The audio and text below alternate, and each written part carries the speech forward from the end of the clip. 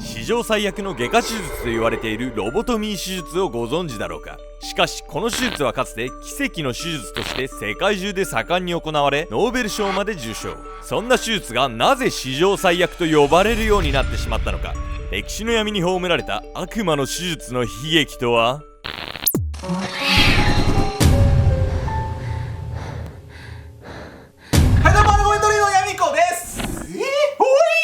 というわけでですね、本日ご紹介するのはロボトミー手術というね、恐ろしい手術なんです。有名よね。はい、そうなんです。いや、これね、都市伝説好きのね、メトラの皆さんだったらね、一度はね、聞いたことがあるかもしれないんですが、実はね、精神疾患を治すために世界中で大流行した手術なんですが、この手術ね、ある副作用が大問題になった手術なんです。非人道的な悪魔の手術と呼ばれたロボトミー手術。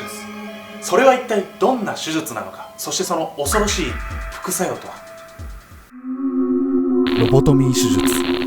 1930年代後半から1950年代まで精神疾患の治療として世界中で大流行したある手術。その手術は第35代アメリカ合衆国大統領ジョン・ F・ケネディの妹ローズマリー・ケネディも受けたほど世間に大きく支持されていたんです。ローズマリーは幼少期はおとなしく従順な少女だったんですが、成長するにつれて自己主張の強い性格になっていき、暴力的になりがちだったんです。この原因として高い能力を持つ兄弟たちについていく困難さ、あるいは青春期特有のホルモン型が指摘されていたんです。いずれにせよ頻繁に荒れ狂うローズマリーの扱いに家族は手を焼いていたんです。そこで見かねた父のジョセフは、彼女の振る舞いがケネディ家の政治活動の妨げになると考え、当時精神外科の権威だったある男の勧めにより23歳のローズマリーに当時流行していたある手術を受けさせたんです。そのある手術というのがロボトミー手術。ロボトミー手術は激越型うつ病という激しい不安に襲われ取り乱したり暴力を振るったり自殺の衝動に駆られたりする深刻な精神疾患を治療する手術法として当時世界中で大流行していたんです。この手術を強制的に受けさせられたローズマリー、効果はすぐに現れ暴力性は収まり、期待した通りのおとなしくぼんやりとした幼い頃のような性格へ戻ったんです。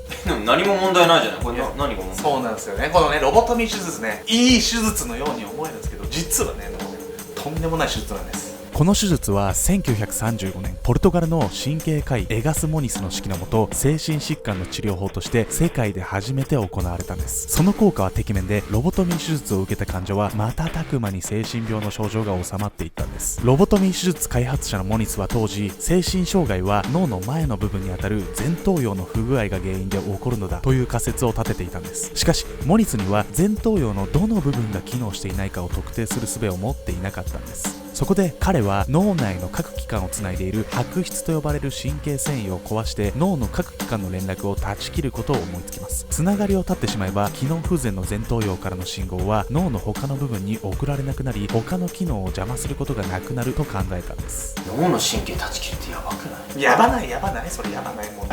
どうやると思います？この手術マジ怖いですよ。実際脳の中の神経をどうやって断ち切ったのか、それがわかる実際の手術風景をお見せします。それがこちらと言いたいところなんですがね、この手術ね、グロテスクグロちゃんなんで、モニスがね行った手術とは違うなんですが、ちょっとね画像をねお見せしたいと思います。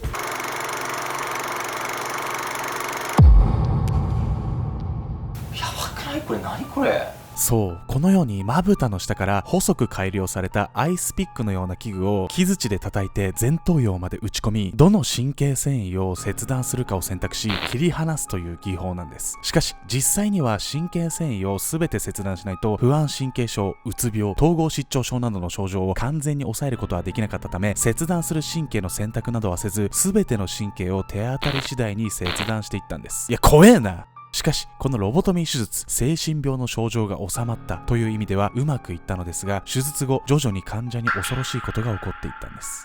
精神疾患が治るってすごいじゃない普通に。いやいや、もうそんなうまくいくわけないですよ。このロボトミー手術を受けた患者に起こったある恐ろしい悲劇とは一体何だったのでしょうか。尊厳の喪失。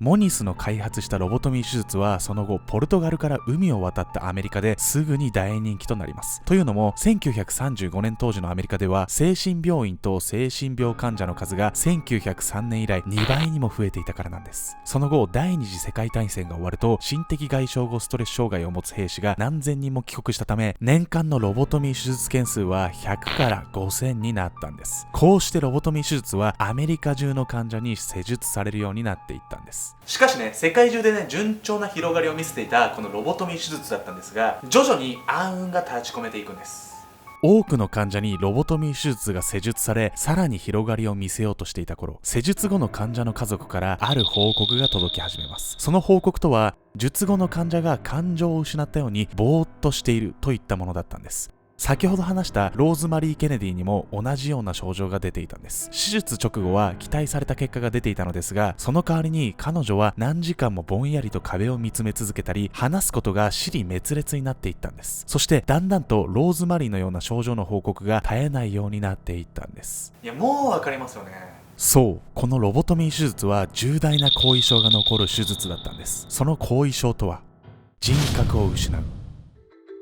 確かに思考の混乱状態や激しい衝動などはなくなったんですが、その代わり感情を全て失い人間とは言えなくなってしまう患者が多発したんです。当時の心理学者のメアリー・フランシス・ロビンソンがロボトミー手術を受けた患者90人を診断したところ、大半の人が集中力に欠け、やる気がなく、人生に対する興味を失っていることを明らかにしており、創造性も失ってしまって、音楽家は演奏しなくなり、作家は執筆しなくなってしまったんです。さらにトイレにも自分で行けなくなったり、感情のコントロールも不能で情緒不安定になったり、身なりも構わなくなってしまうというように、人生の多くを犠牲にしなければならないケースが続出する事態となったんです。最終的にローズマリーは尿失禁の後遺症が残り、人格も完全に破壊されていました。そしてウィスコンシン州ジェファーソンにある障害者施設に入所することになり、ケネディ家からは距離を置かれ、孤独な生活を送ることになってしまったんです。こういった悲劇を招いていたロボトミー手術だったんですが、この悲劇止まらなかったんです。なんで？この手術ね、